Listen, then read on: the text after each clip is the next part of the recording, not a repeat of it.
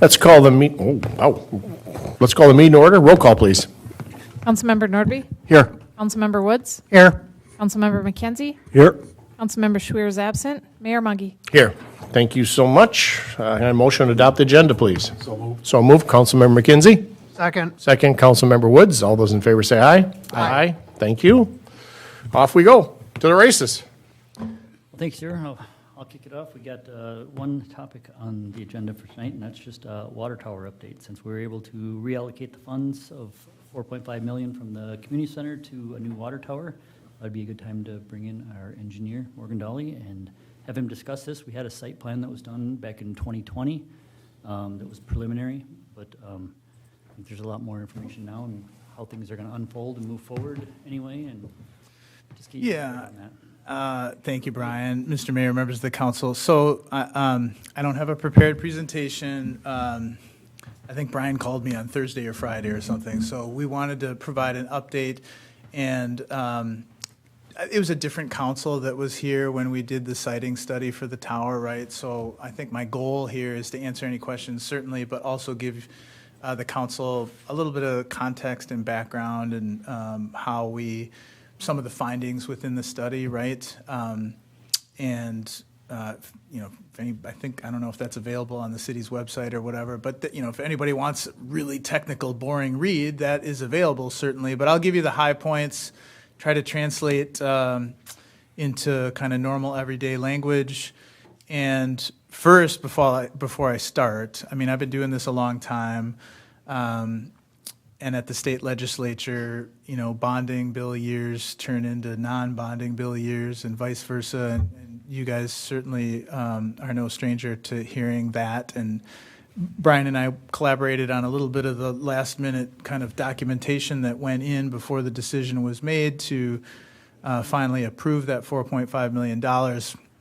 And I have to say, it's outstanding that was approved. I know that there were some hoops to jump through and some conversations to be had, but the fact that it was approved to be repurposed in this fashion, I think, is definitely a win for North St. Paul because it's a significant expenditure.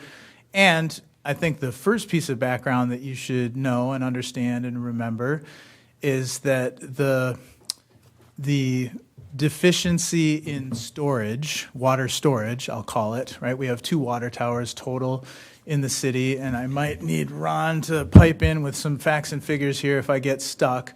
But we're talking about the North Tower, and the city has known that there was a shortage or a deficiency, a shortfall in overall total storage since well before my time. That point was noted within the, that would have been the 2030 comprehensive plan, which was completed in 2008. So, previous city engineer and previous engineering evaluations had identified that shortfall.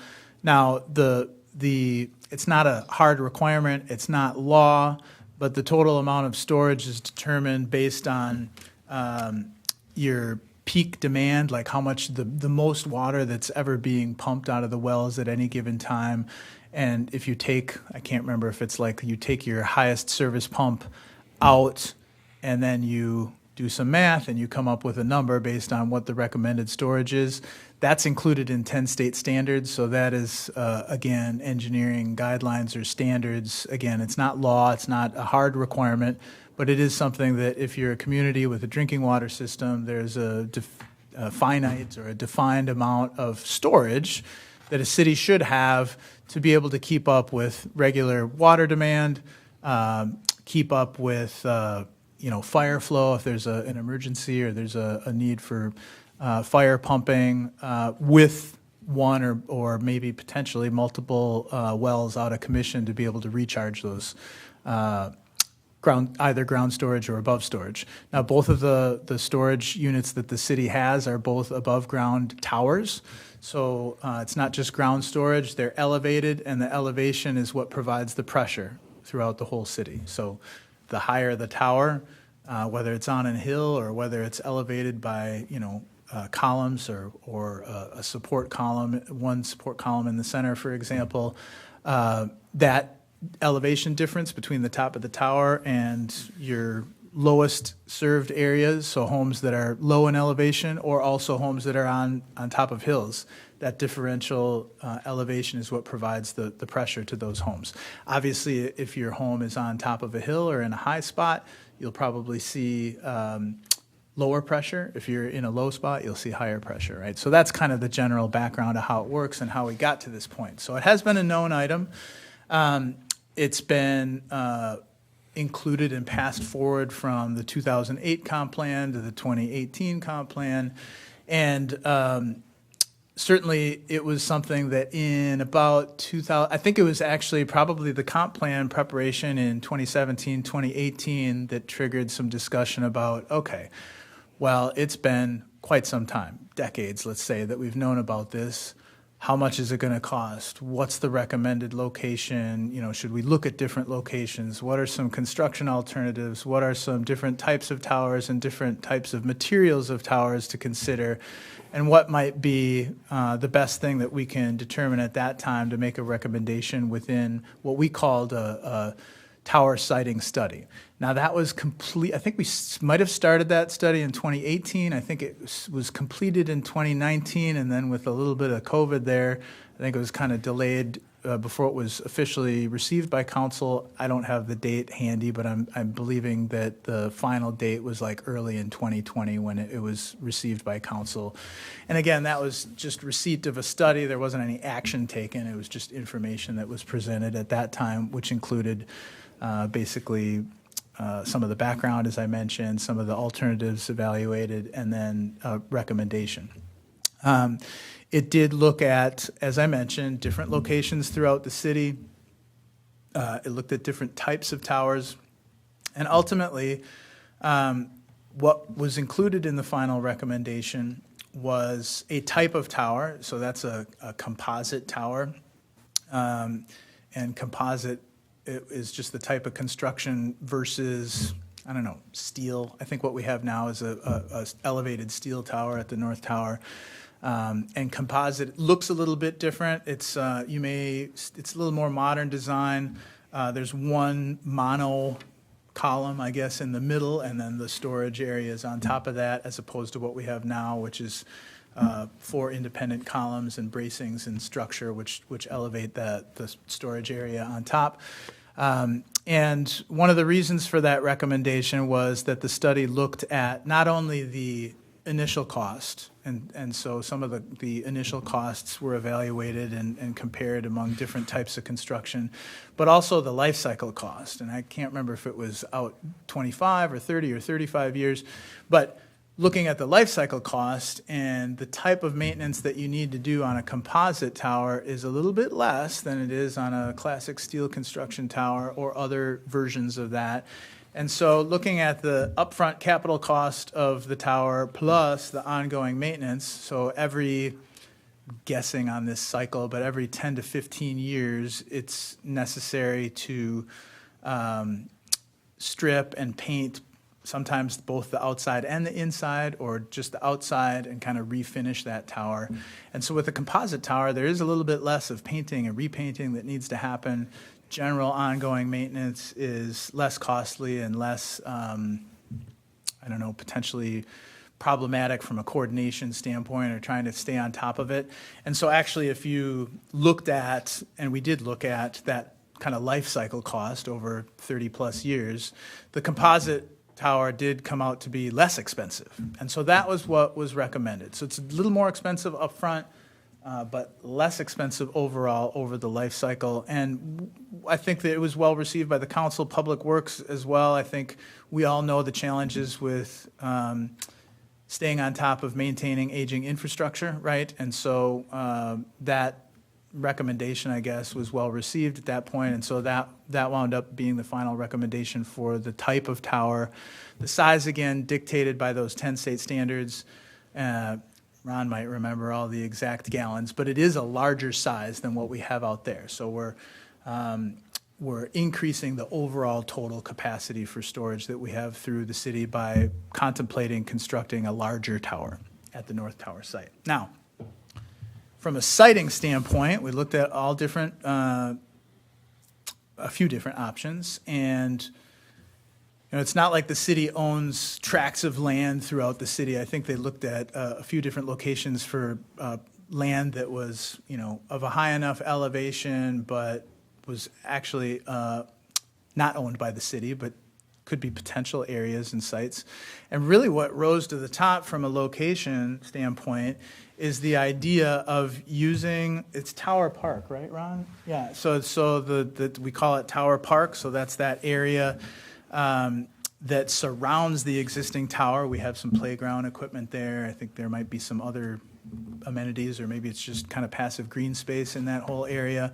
We also have a whole lot of cellular wireless companies that lease space on the existing tower there. So there's some equipment cabinets at the bottom and some different infrastructure. And obviously underground there are previously designed and in use large pipe diameter trunk water mains that come that either feed into the tower or feed out of the tower to basically supply the rest of the system and charge it with pressure.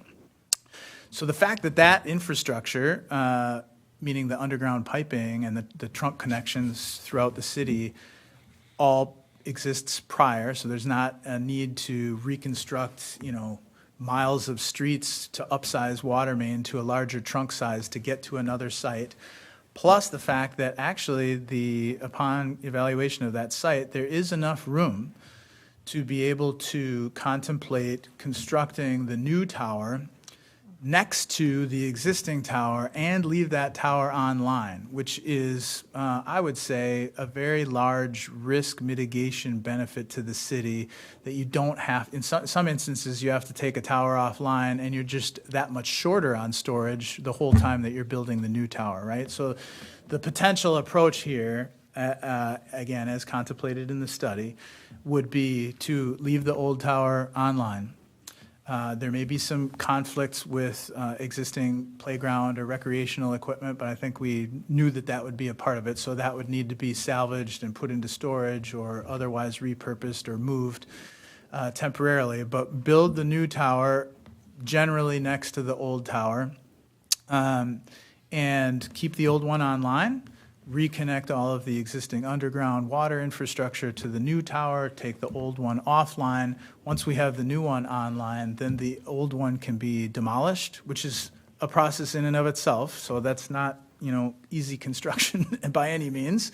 But dismantle and demolish the existing tower, take that offline, and then we have an area that can be repurposed, potentially moving the playground equipment over to that location, or maybe that's something for the council or Park and Rec to consider. Well, do we want to make a change from a Park and Rec standpoint, or is there some opportunity there? That would be something that's not necessarily included in our estimates for construction cost, but it is an opportunity, right? And I think it makes sense to kind of consider that, knowing that the opportunity to build a new tower and keep the old one online is a big advantage to the city to try to take on with this type of project. And like I said, maybe it creates some opportunities for other non-water related things that can happen separately, but potentially at the same time or immediately after. Yes, Councilmember Woods. I just had a quick question, sorry. Oh, totally fine. This is meant to be interactive. So rough estimate, and I know this is, all theoretical. I apologize, I haven't seen the study. And barring any unforeseen issues, what kind of time frame are we talking from start of building the new one to completion of demolishing the old one? So that's an excellent question. So typically on a water tower, you have 1 year of design and 1 year of building. And because we're talking about then demolishing the old tower afterwards, I guess I can't say right now for sure that it would all happen in 1 year from a construction standpoint. There might be some things that spill into year 2 from a construction standpoint, especially considering maybe some park renovations or, moving some stuff around from that standpoint, again, separate from the water tower budget. But I would expect, in effect, 2 year or 2 year plus from a design and construction standpoint. We are just, off the cuff spitballing conversations between myself, Public Works, and Brian. I think we're thinking that 2028 might be the construction year, 2027 might be the design year, and we've got an opportunity here, depending on when the grant agreements come through from the state, to, once that's finalized and money is available, we certainly could start some work in 2026, which, it's difficult to pick up survey information and locate utilities and pick up the paint lines for all the different, cellular providers and all the stuff that's in that area. Easier to pick that up like before the snow flies in 2026. Geotechnical soil boring, stuff like that, that's easier to do outside of the winter months. And really give the design team an opportunity to hit the ground running in early 2027 or whatever time frame makes sense to really start working on the design so that we have everything ready for bidding in winter 27/28, so that we are taking bids kind of in a good time frame where contractors' slates for 2028 construction are clean, hopefully put together a package that's highly competitive, get several good bids, and can recommend award to council at that time. Again, probably like we would do with the street project, like February, March, April, or something like that of 2028, knowing that we would, if council awarded a contract then they would probably get going as soon as road restrictions are off, which are, if I had to guess, it's different every year, but that's May 1st to May 15th every year is kind of what I would use for a general planning standpoint. There certainly is also with this type, just from a timing standpoint, to further flesh out your question, there's a more opportunity for different things like, because we are we're surrounded by a residential area there, some public engagement. Not necessarily talking about design by committee, but certainly letting people know what to anticipate, what's the timeline, what type of things and when can they expect them to happen, knowing that it's probably across the street. I would think it would make sense to do some level of public engagement for that immediate neighborhood, and maybe even open to the general public if they're interested, because one of two towers is a big deal. That's probably just a once in a lifetime kind of thing for the city of North St. Paul, right? So not trying to slam it all into like 6 months, I think is a good thing, right? That if we can think about, and I haven't started working on pre-design or proposals or anything at this point, but at some point, I think it makes sense that we put something together for you to consider so that, again, we can at least start some of that data collection, like borings, survey, utility location, all the collection that goes into the process before the designers start working on it. So again, they can have the benefit of doing that in the winter months when everything's frozen up and snow's on the ground. Okay. Follow-up question to that. From a bidding and slash construction perspective, I assume building a water tower is a fairly specialized deal. Mm-hmm. So there's probably certain companies that do this. Mm-hmm. I guess, so you're nodding, so that's true. Okay. Yeah. Typically we're going to have a need for references and all the typical things like we would for any project to make sure that the contractor has the resources and the personnel, certainly the bonding capacity and ability to complete the work. Again, from a references standpoint, I think we always ask for 2 or 3 successful water towers that you have built, not just kind of contributed on, but a water tower that you've built, similar in scale and scope, and we'll check those references with other cities to make sure that they don't have any black marks on their record. We could go so far as to, this would take some coordination with the city attorney, but there is the ability to build in pre-qualification requirements where contractors will have to submit some of that information even before they submit the bid or while they submit the bid, but there's kind of a scoring that goes on to make sure that they are qualified to submit the bid, again, based on references or based on similar type of work completed for other communities, that may or may not be something that we need to do. I guess in my experience, I've done it several times on projects where, not necessarily a water tower project, but other projects where the owner, the city, is concerned, like they don't want to have to contemplate awarding to a low bid, which is state statute, to a contractor that might not be qualified. So when it has happened and we've gone through the effort and work to build that into the contract or the bidding documents, which is a little bit of extra work, not a lot. But when we have done that before, every time I've been involved with a project like that, I think maybe just having that on the front end scares off the contractors that they're not going to submit something. And I wouldn't expect that this type of work would, I mean, you wouldn't be getting like people that do just miscellaneous utility work or, you know, like if you're putting a roadway project together and you get a bid from somebody who only does driveways, right? Like that's not the same scale, right? So with a water tower is a water tower. There's big ones and there's small ones, but we're certainly going to be interested in qualified contractors that have completed that work before. So that's something we can consider. And for the folks that I work with at WSB that design and bid and build these types of things on a more regular basis, I would probably ask their judgment. Like, do you think we need to, you know, have you seen any bids out there where people are just kind of throwing things at the wall and seeing what sticks? And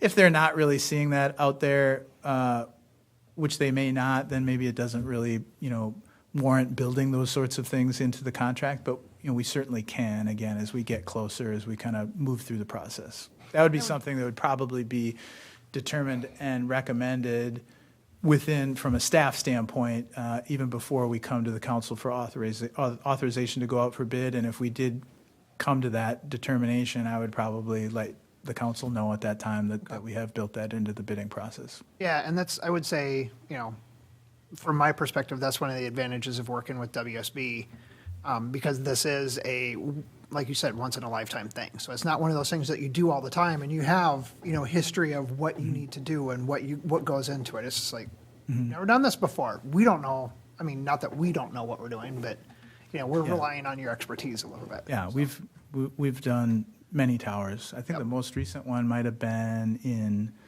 Wyoming. I want to say that they just built one like that's 1 year old or 2 years old. Yeah, that's a composite one I saw. Yes, Yes. yes. And they when we were doing our study in 18, 19, I think around that time, they were kind of studying the same thing. I think they had that funded, not with state funds and already in their CIP. So obviously that got designed and built a little bit more quicker than ours. But again, the state funding is kind of the major lever at play here for moving this project forward in our instance. I have a question too. People have been asking, residents when they're walking by, asking about the water tower, and also on up on the north side of the city, up by Indian Way and Beam. We're on a pretty big hill. Mm-hmm. I know we're going from 300,000 gallons to 750,000 gallons for the water tower. Is that going to help the pressure? Because I know the pressure when you get up towards that end of town is pretty weak. So will this? Yeah. So we did. Is this the right location? Yeah.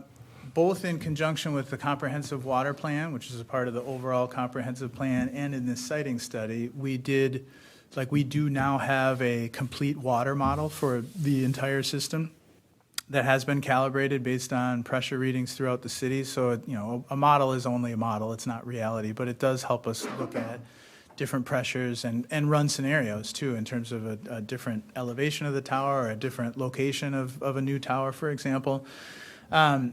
The findings of kind of that pressure study, if you will, which was an add-on to the siting study, determined that there are lower pressures throughout the city, and so I don't want to take away from people's perceptions, but we are within 10 state standards we don't have any areas within the city that fall below kind of that recommended lowest range of pressure. And I don't want to say the number because I can't remember exactly, but we did look at that. We don't have a pressure deficiency in the city. And there is a hydraulic grade line out there in terms of where the water level is within the tower. And typically if you have multiple towers and you just have one pressure zone within the city, in theory, the elevation by like above sea level type of thing, like where the water sits, is going to be about the same between the two towers. Now, there might be some exceptions to that, and even if the lay of the land is different, again, the water elevation should be about the same if you're all within the same pressure zone. We did look at, well, what if the city did separate into two different pressure zones? What would that take? And it didn't. It resulted in no real benefit, but for a lot of expense to be able to isolate the north part of the city with the south part of the city, because we have only three or four crossings of Highway 36. So that lent itself to looking at what if we had two different pressure zones. But it's a lot of additional infrastructure, and you need to have pressure regulating valves at those interface points for emergency connection, but also isolated pressures between the two. And it didn't really lend itself to any sort of significant improvement, knowing that we're still within that normalized 10 state standards range for high pressure to low pressure. And in fact, if I remember correctly, there was some concern because of the topography of the city. If we did raise the pressure overall, that would make the pressure too high in those lower lying areas of the city, which would require homeowners to get pressure reducing valves on their home plumbing, for example, coming into the home. So it was creating problems by solving problems, I guess, is the ultimate outcome, if I can kind of describe it like that. And so that didn't really go anywhere, but we did look at it. So. Will there be inspections of all the piping that the water will run through city streets and that, underneath all our residentials? Are there any pipings that's gonna have to be replaced Yep. in that time frame before they start running water, or they'll be able to cap it, I suppose? Yeah, so one thing that would typically occur during the design process would be full leak testing, which the city already does, I think citywide, and I think maybe even annually. Yeah, so Public Works does contract with a firm or individual who kind of specializes in leak detection work to try to, because we have aging infrastructure, and if you can pick up a leak Right. ahead of time, then that's always advantageous to try to help plan projects or whatever. Maybe preempt water main breaks. Certainly for this area in Tower Park and maybe some of the adjacent roadways, because there are large trunk pipes in the adjacent roads that kind of connect out to the system. We'll try to get a handle on if we're seeing any leaks. Public Works can exercise valves, see if we have any bad valves. All of that stuff is going to want to be determined beforehand to see what may need to be included in the scope. But I think it's important to remember that we should try to not succumb to scope creep. Like, there always may be things in the street or the next block that can and should be addressed, but we have the benefit of $4.5 million from the state to address our water tower issues Right. and concerns. And some of the replacement of the existing pipes, like definitely within Tower Park, probably will need to be reconfigured. We may have all new piping, frankly, and some of the old piping that serves the old tower location might just need to be abandoned or dug up and properly disposed of.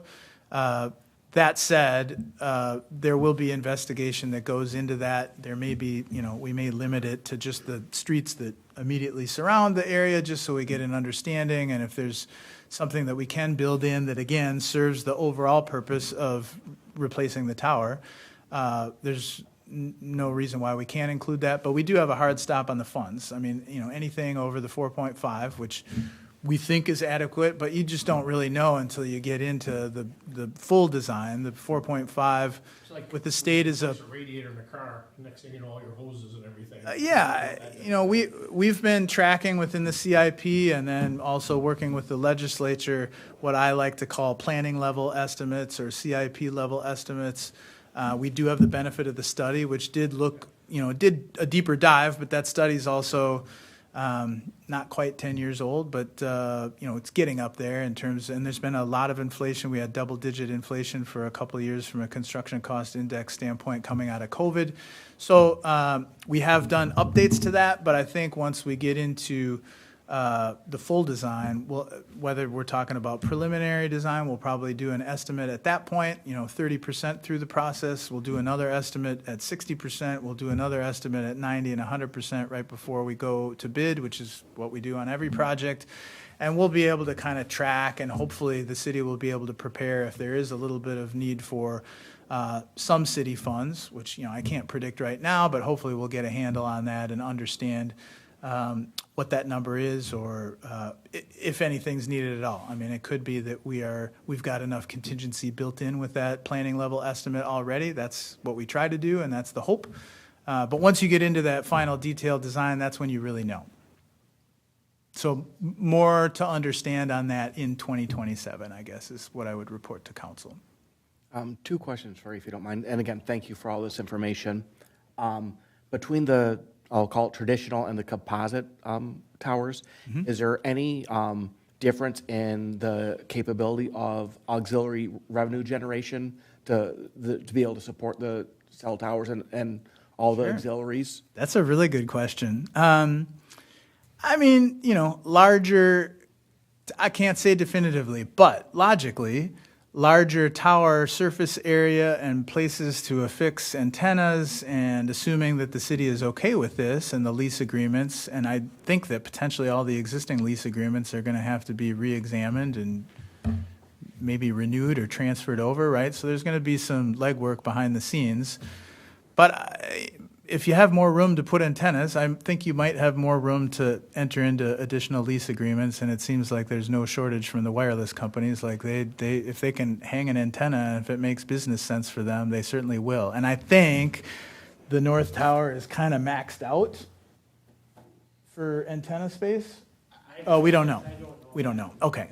So I guess I just don't know for sure, but certainly the capacity for additional might be potentially realized with a new larger tower. I don't think it has much to do with composite versus traditional. I think it's more of a square footage of real estate, really. The picture looks like the composite, and the other one had the same amount of space on the top. It's the shaft that seems to be more different. It's the support in that mono column or whatever it's called that is visually different, and the construction material is a little different to get to that point. But, those towers all go on the top, and then what they call the backhaul, or like all the facilities that are at the bottom, like the control cabinets, or not control cabinets, but I don't know, just all the telecommunication equipment that goes, that's all at the bottom, right? And it's been a little while since I've visited the site, so you can't, with a composite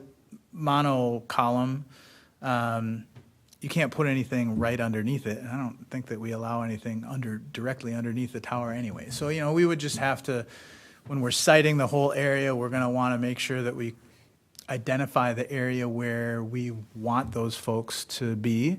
I know there was a lot of discussion about fencing in years past for the existing tower, and I don't know where that landed, but we would want probably the telecommunications providers to up their game and modernize their ability to screen their equipment.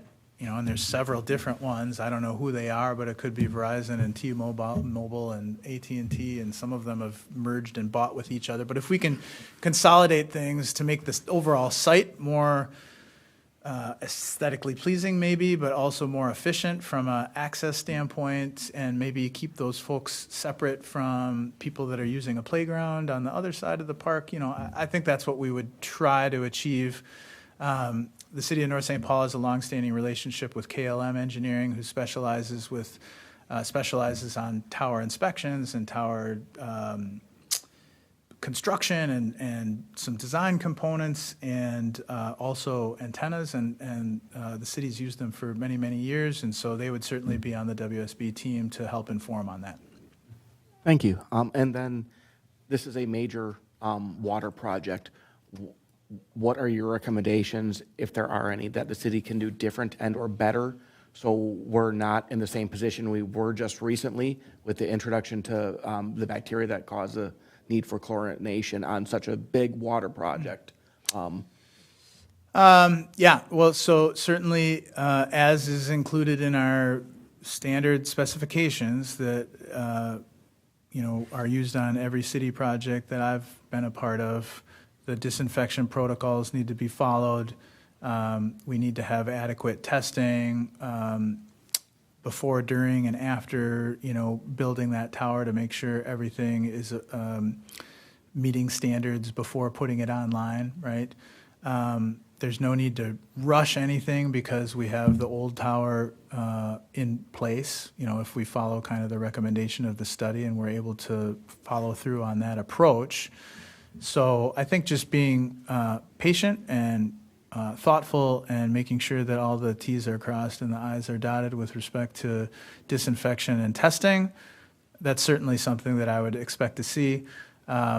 If there's other things, that will be looked at during pre-design and design that we can maybe build into the project, knowing that, we do not currently chlorinate. I can't say exactly what those would be, but, my expectation is that the designers are going to be looking at that, making recommendations, and certainly including that. I don't think it's even a question. We should include any sort of things that will provide benefit along those lines in the construction contract or in the specifications or even in how we consider designing it, right? Or laying it out for the contractor in terms of what we would expect for them to approach it from a construction standpoint and demolition standpoint. Thank you. Any other questions? I guess one thing I thought of when we were talking about additional, potential revenue generating opportunities, this is different than that, but something that is worth considering. I guess when I was in Rosemont, we built a new tower. That was 20 years ago now, but there was a lot of discussion about what color do you paint it, or what color do you want it to be, and what do you want the logo to look like, and what sides do you put the logo on or the text on, and front, back, both sides facing east, west, all four corners of the compass. I don't know, right? These are all aesthetic things, and we can get recommendations, and I would make sure that whatever the city wants to do, that it's an opportunity to be explored. It doesn't cost that much more to put a logo on it than it does to just put North St. Paul on it, right? So you might as well consider different designs, different graphics that can have. Like the Schweer in Vegas. Yeah. Put some eyeballs on it, yeah. Put a snowman on there. I mean, we can't make it look like a snowman, but there's certainly opportunity to do some cool things from a branding standpoint, or logo standpoint, or whatever, right? A lot of communities will put maybe the name of the city, and maybe if there's a tagline or something that they want to include. Again, Wyoming has horses in it's like the old West on their water. yeah, I think that's their city logo or something similar to that. And then Yeah. there's a shamrock on Rosemont. Yep. Yeah. And the discussion in Rosemont, so that was a tower that was kind of going to serve future development. And it was off of Bonnier Trail, and which was at the time a rural road. And there was really nothing but rural ag land or rural lots to the north. Some of the development had already happened to the south. So there was a lot of discussion about, do we even put a logo on the north, because nobody's going to see it. There's nobody over there to see it. So, maybe I think that's what they decided. Let's just put it on the south side, right? So, another cool thing, which I would want to try to see if we could build into the design process, going along with that, is we can provide, we call them visualizations, but they're basically mock-ups. You may have, for architecture or whatever, they'll kind of create potentially a 3D drawing of what the building might look like from the outside, or maybe even you can walk through it. That's pretty standard and easy to do from a water tower standpoint. So, we could pick a few vantage points from like people's front yards that are immediately adjacent, or maybe, what it would look like driving down an adjacent roadway, or what does it look like? Can you even see it from City Hall? I don't know. But we could, once you have that information in 3 dimensions kind of plugged into the system, you can create a view from anywhere. You can see what it looks like at night. I guess that would be another thing. How do you want it lit at night? You can see what it looks like in the wintertime and the summertime. I mean, the opportunities are endless in terms of once you get it in there and what you want to see or how you want to see the visual impact from different perspectives. So I think that's another opportunity too as well that would be fairly simple to build into the project and at the same time provide some nice benefit to the community so they know what they're getting.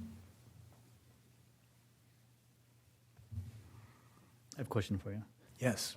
So that study that was done before was a siting study. I didn't know how much engineering went into it. So the numbers that they use there is a $300,000 or 300,000 gallon tank now going to a 750. Correct. Is that 750, was engineering done on that part? Is Yes. that for sure? what Yeah, was so done? that I referenced or previously mentioned the 10 state standards. So we did look at the overall city system, existing storage, and not just, with the ultimate demolition of the existing tower and with the new one, how much do you need to add to bring it up to current 10 state standards? And, the city's not growing substantially, so I'm pretty confident that there's no need to up that number, that the 750,000 gallon recommendation would be the size that we'd wind up with. But again, starting the design process, you're always going to do some design checks on that just to make sure you're not seeing anything different. But I have zero information to let me believe that that number would significantly increase, if at all. Probably not, is what I would guess. I didn't know how far along we were with the M&I development at the time. I mean, one thing I was going to talk about later tonight is census information came out from Met Council. I think our housing units went up 400 some. I mean, population went up a little bit, but not a lot. But I didn't know if that was enough to change that. It was, it was all kind of happening around that same time, if I remember correctly. And so again, we have the existing water model. Now we have some updated land use or, generation of water demand.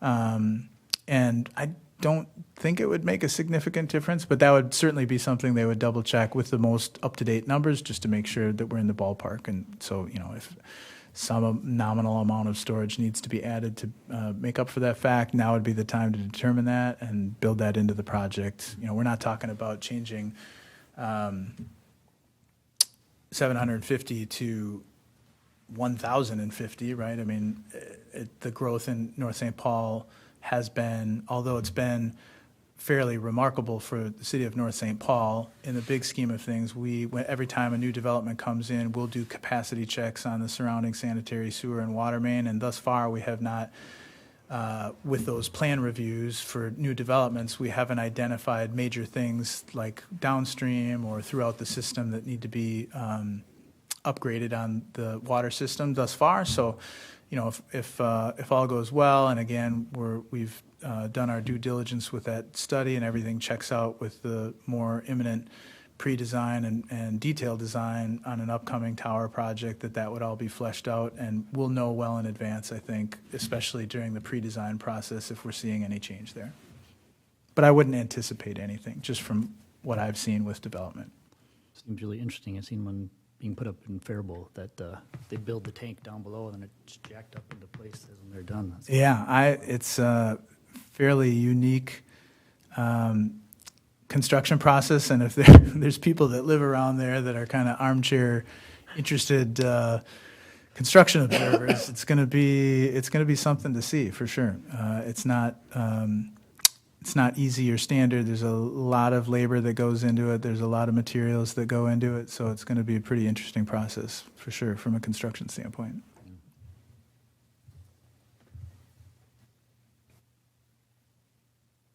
And there may be, I guess, potentially some pre-work, which we talked a little bit about the cellular providers that have antennas. I'm certain that there's going to be some need to engage with those folks in 2027 as a part of the design process. And, they will have the luxury, I guess, if you will, of the old tower staying in place while the new tower is being built. But we also want that transfer and transition process to go as smoothly as possible. So they may want to start getting ready for it on their own end and do some pre-work, even if they're not moving their antennas yet, right? So I think we would call it utility coordination with private utility owners that might be within a street corridor or whatever type of project, and this would be no different. So those folks would be engaged pretty early on, I would think, probably winter 26, 27 to start out with, just so you guys know, this is coming in 2 years, and work with us so that we understand what your needs are, and you work with us so that we can communicate where you want to live on the new project. Like I said, how is it going to be screened, that sort of thing, knowing that we need to finish our piece, and then we can cut those guys loose to be able to, what I would imagine would happen, because they don't want to lose cellular service, they'd probably want to put all new antennas on the old one and then dismantle the old antennas off of the old tower before we demolish the old tower, so that if they can repurpose that equipment, they can. I don't think it's going to be like pick up the antenna and move it over here. That's what I would anticipate. One other question that Troy brought up this year of Water Tower Park. There's 2 buildings. Do those buildings have pumps in them and things like that?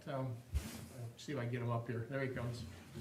Because is there going to be bigger buildings because bigger pumps, or what's it going to look like besides the tower? What else are we going to have in that area? No, those buildings there are 2 of our wells. That's wells 1 and 2. So those would stay the same. Yeah, some of the other buildings that you see there, one of, I believe it was AT&T is using the one now for their cell phone stuff. It used to be a Nextel building. And then in part of that building too is also a backup generator. So pretty much all those buildings will stay the same. Backup Yes. generator for the well. Backup generator for the well. Oh, okay. Yep. So really equipment-wise, there's really nothing else to that. It's all inside the frame or whatever it is? Yeah, the piping that's up there, we don't really have a good map of what's going on up there. So like Morgan said, we'll do some locates, figure out, we'll have to do some reworking up there, because shutting the stuff off between the wells and the tower right now, it's kind of difficult. But so when we get that new tower built, we'll, I assume it's mostly gravity when it comes to a water tower, being able to, there's pumping, but there's also gravity involved. Right? yeah, the wells just basically fill the tower, and them wells can fill the tower on the south side of town too, the way our system is set up. 750,000 gallon tower we're going to have now. Do we need bigger pumps, or is that? No, that shouldn't change. That shouldn't change that. When we need more water, just another well comes on to fill the tower. So we'll have to do some rebalancing. There's probably going to be some different valves that we get put in. When you're talking about the pressures on the north side of town, we have been working with our SCADA guy to, like Morgan said, the water in the towers level itself, depending on the heights, where they're at the towers.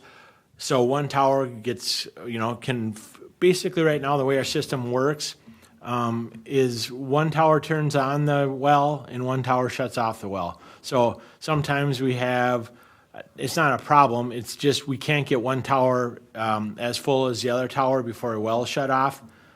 Because we can put some electronic valves in to try to help with that, so we can get some more height in our water towers or for water storage.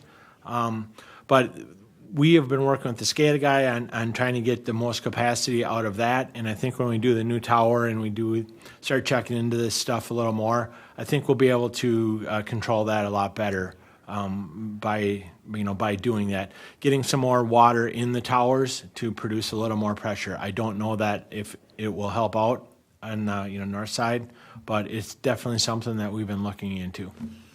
Yeah, and I would add that although it might be a little out of scope, as we really do this kind of more detailed dive into the design for the tower, and obviously you're looking at the whole overall system as well, we might identify some things for the future, or maybe concurrent, I don't know, outside of the scope of the water tower project, but improvements that could benefit that, either from a control standpoint, like a SCADA standpoint, or from an infrastructure standpoint. One of my other clients, the city of St. Paul Park, had an elevation differential between their 2 towers, and through building their water treatment plant, we determined that it would be beneficial to put, I don't know exactly what it was like a pressure regulating valve, such that they could, the one of the 2 towers that was always lower, it allowed them to pump more water in, but it wouldn't flow back out as quickly. So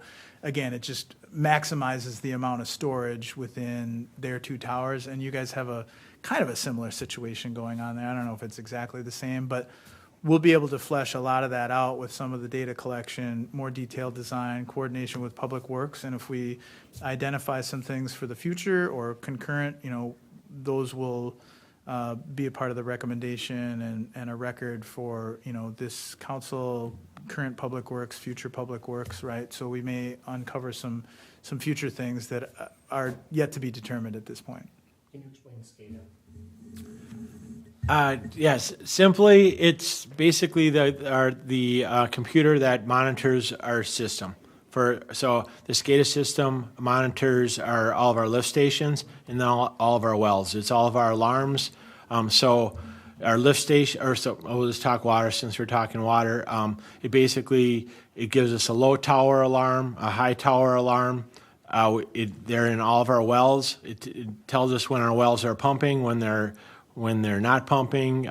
If we have a lead and a leg pump in our lift stations. So if there's higher flow, another pump will turn on. But it monitors all that, and we can monitor all that. It's on our phones. It's on all the Public Works guys' phones. Alarms go like you get overnight alarms if there's an issue or a problem. Yeah, let's say we have a water break. If we have that and it's a really bad one, it could drain the tower. We've had it where it drained the tower in a half hour, so we get a low water tower alarm. When that happens, everything is set up for wells to turn on. Hey, it gets down to a certain. We set the tower heights for low level. If it gets down to 19 feet, this pump kicks on. If it gets down to 18 and a half feet, another pump kicks on. If it gets below that, another pump will kick on from another well. So we have them where it's all set up where there's redundancy, where there's always water pumping in your system. Because you never want a water tower to go low or your pipes to go dry because you have to do a boil order for something like that to happen. But that SCADA system monitors all that, and if we get a low tower alarm, we get a text, we get an email, we get a call, and every guy on our crew gets that. It goes down in an order, myself, Randy, it goes down to a pecking order in there, but every single person will get all three of those things, so we can monitor that. And like I said, it's a super helpful tool. And when we upgraded our SCADA a few years back, we went with a new company, and then the guy that we have, by luck, we got him. One of our guys on our crew was at a water school, and they were kind of just talking. This company was talking about their stuff. We have one of the best guys around. Everyone knows him. He's very well known. He's super knowledgeable with this stuff. He talks way over our heads on a lot of this stuff, but it really helps us with monitoring everything that goes on. And we have to have that stuff in place. The lift stations. A lift station is a low point in town where all the sewage flows into, because our system's a gravity system, our sewer going out of town, it's all gravity. And these low parts in town flow into a wet well, and then when that gets a certain height filled up, it gets pumped up and out. And we've had those where, we have problems with those. If the pumps don't turn on or a pump gets clogged with something, there's multiple pumps and there's two pumps, but we get alarms if one of them fails, so we can go out there and find out what's going on. So I appreciate that. Yeah. Because what it does is, as a resident, we turn on our faucet, the water's there, but what's so elaborate, what's behind it, all the different fail safes, all the different being able, it's pretty impressive when you look at the system we have and, the failovers and the redundancy and what happens. yeah, and for me, or for being, having to be in charge or having to be responsible for the stuff and having to answer to all the residents in town, and making sure that we have clean, safe drinking water, making sure your sewage goes away when you flush your toilet. If some of those things fails, a lift station, it could have a sewer backup in multiple homes, in that area. So when stuff like that goes off, or when you get that alarm, a low water tower alarm, the first thing you're thinking of is what happened, what broke, or what's going on. So, yeah. It also provides some maintenance opportunity, or it's logging like how long the pumps run and that sort of thing, and whether it's a lift station or the wells. Public Works can review that data and get an idea of, is one of these pumps starting to burn out, for example, or is it ready to be replaced because the run times are just too long, or it's not able to keep up, or whatever. They don't last forever, and so we can get an idea of when things need to be maintained based on all that data. Yep, it keeps track of all of our pumping, what we pump every day for water. It logs all that data and all that information. And it's what I have to report each year to the DNR, to the state, all these different entities. They want to know your highest pumping day. What is the most you pumped in a day? What is the least you pumped in a day? What you pump in a year? And it does trends. The SCADA keeps track of all these trends, like Morgan said, for the water pumping, for the lift stations, and you can tell, hey, on a daily basis in the morning, the lift stations go off every, 30 minutes. They go off, and during the day, when people are not at home, it might go every hour. So you can kind of see those trends and see if something's going on or what's going on or how it looks. So. When was the last time you had a pump go down? A lift station A pump? lift station pump, yeah. Well, it's been a while. For a while. Looking at 11th You're chancing Yep, it now. for 11th Avenue, the pumps were going down. I shouldn't say going down. They're getting clogged a couple times a week, and we found out that there was the security tags from Target. They were getting flushed down the toilets, and they were like the perfect size, and they were getting stuck in our pump. And we found, like it said, multiple times a week we were getting a pump fail alarm, or it wasn't pumping enough, and these tags ended up being the perfect size, and they were getting stuck in the pump.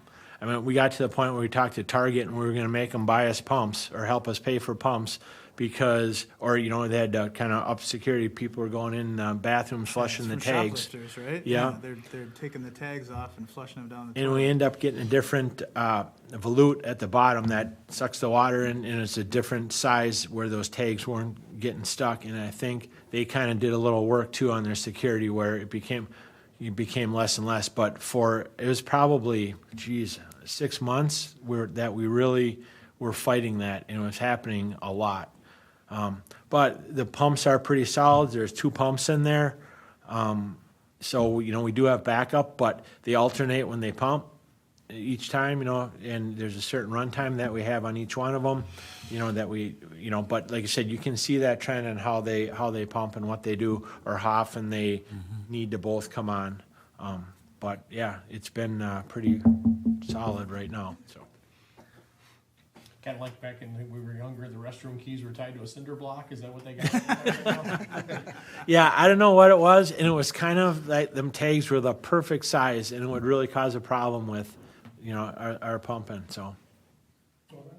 Thank you.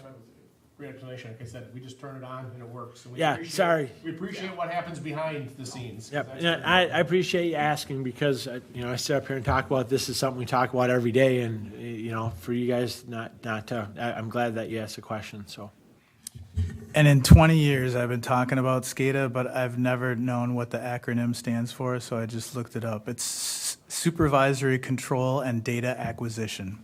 Okay. But it's the industry standard for basically, there's a lot of talk out there about smart cities right now. SCADA was the original smart cities thing that everybody adopted decades ago to try to help automate and understand and control their infrastructure systems, whether that's wastewater or water. It's been around for some time, and it's pretty sophisticated technology, truly. You can pull up on your phone or a tablet or laptop or whatever, and you can get a graphical depiction of everything that's going on. So it's pretty impressive. Not a video game, but No, it looks like one. We'll have to, maybe sometime we can have a little demo of it. I can do it in a workshop, just kind of show you. It's really kind of cool. And, like you said, they have pictures of the wells and the lift stations. They're generic pictures, but there's a heartbeat on there that shows each one of the facilities, each one of the wells, each one of the lift stations, showing you that it is communicating. But, if we get a lightning strike or if we get a power outage or just something brief, it can throw that off. And then we get tons of alarms, that, hey, this is down, a communication fail or whatever it might be. So then one of the things where, it's given me gray hair over the years where alarm goes off and you're like, what is this? But on the flip side of that too, it's also a ton of information that we can see at a glance and kind of troubleshoot over your phone or your laptop, and log on and kind of figure out what's going on. So, Cool, thank you. yep. Any other questions about siting or tower construction or? How much earth will have to be scraped down to level it out down there? Well, that's a good question. That's why we do soil boring, so we have a good understanding in and around the area, especially where, a lot of structural weight and mass is going to be added to an area. So I couldn't say right now if there's soil corrections needed, but I would not be surprised if a lot of non-engineering compatible soils, meaning non-granular material, will have to be exported and replaced with granular material, so it could be compacted and so that footings and foundations can be built on top of that. Will they have to remove the shelter down there, you think? I don't know that. I don't know. Where it's gonna go? I think when we were just roughly talking about this, over the past couple of years, I think they're talking about maybe having it over where the playground is right now. So it may have to. I guess we'll Yeah, just have to that's see what the fine, lay of the land looks like. and- Let the residents know it's gonna be closed for a while.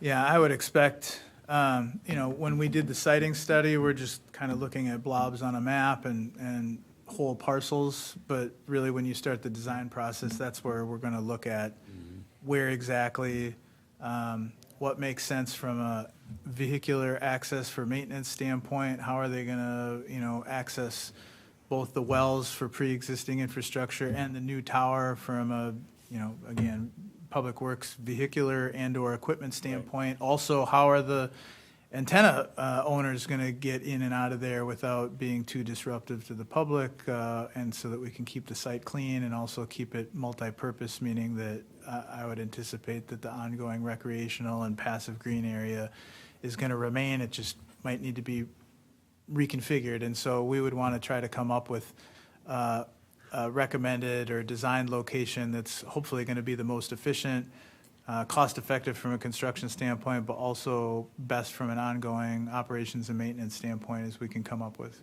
Also, would they, if these tower or these cellular groups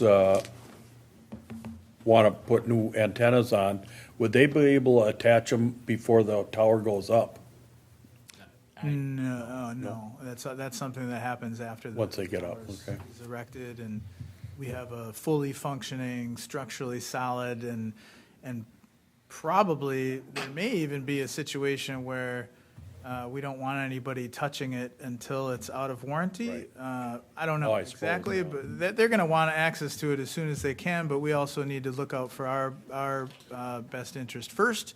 So, but certainly I've never been aware of that being attached prior to erection. That's usually something I that didn't know how happens. they do that. There's always access, either internal or external, and I think on a composite structure, all the access is internal, but, you can walk to the top, and usually there's a hatch somewhere, and so, there's the ability to get up there, whether it's for antennas or maintenance purposes, one way or another.